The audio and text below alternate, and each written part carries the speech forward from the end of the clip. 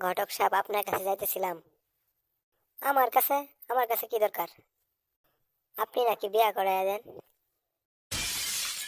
আরে পাগল, আমি তো বিয়া করাই না। আমি তো শুধু তোমাকে মেয়ে দেখাতে পারবো, বাকিটা তোমাদের। আচ্ছা বাবা, তো কেমন পাত্রী তোমার পছন্দ?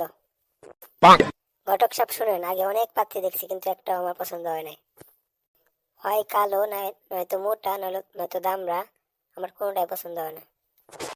এবার আপনি আমার একটা মনের মতো পাত্রী দেখাইবেন।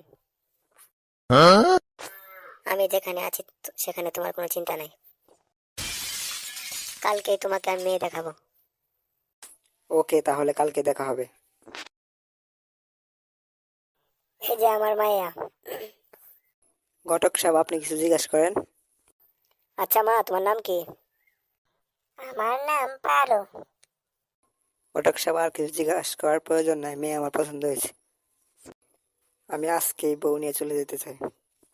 আরে পাগল, এত তাড়াহুড়া করলে কি হয়? শুনেন আন্টি, মেয়ে আমাদের পছন্দ হয়েছে। তাহলে বিয়েটা কবে হবে?